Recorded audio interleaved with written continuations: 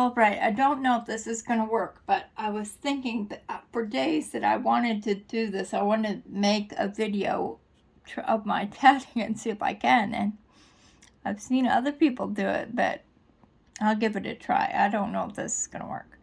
I wanted to show a little tip that makes such a huge difference when needle tatting. Okay, so see, this is not going to work. Okay, let me just get this to the end. 2, 3, 4, 5. I feel like I'm cheating because I'm tatting with a needle. Okay. See there, this is a big thread. This is size, I think 10 crochet thread. Anyway, the little tip that I do is when I'm pulling off a ring, there's a string that you don't want to lose, and the way I do it is I stick my pinky in there, and it just works. If you try just holding here, it's so hard to do. I don't know how some of you do this. I watch your videos. That, and then stick the pinky there, and then pull that through. Then it catches on your finger, so it won't go through. And then you do that. It's a teeny little ring, but it proved my point. And that saves me so much.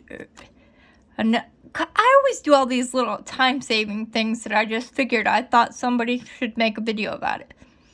The other one is, I forget, I don't know which is what, the right side and the other side. You know, like when you're crocheting, you got the wrong side and the right side. The way I do this is with the knot. If it's flipped over, you go through, you make a hole, and you go through the hole. That's how you do it. And the way, like when I'm doing trifolds,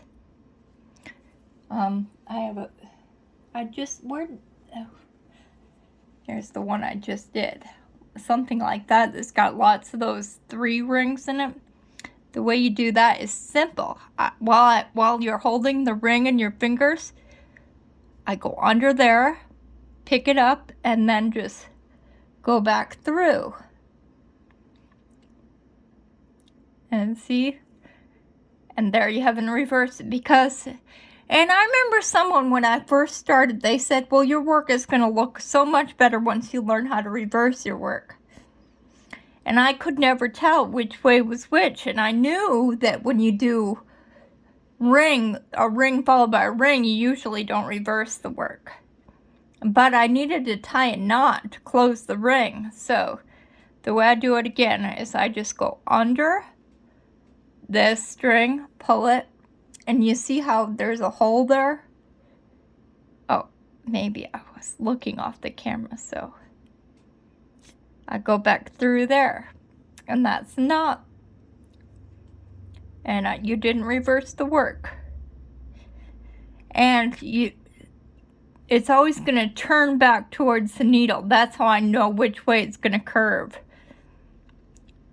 See, like when you're tatting and you have okay, you see how you have that? There's one side that's got the ball, and one side that's got, people call it the little pair of pants, or the 2 knots. That's the side it's going to curve on. So you could decide, and that helps me a whole lot when I'm doing it, when I'm making a chain, which way is it going to turn? Like when you're joining pieces, like when I make another piece and then I just pick up like something and I just want to join to this little one, I'm like, well, I'm going to add a piece on here, so do I want this one first or this one first? And it really doesn't matter, but to me it does. And I'm like, well, if it's going to curve back this way, then I want to do this one first, if that makes sense to you. It's just another little tatting tip.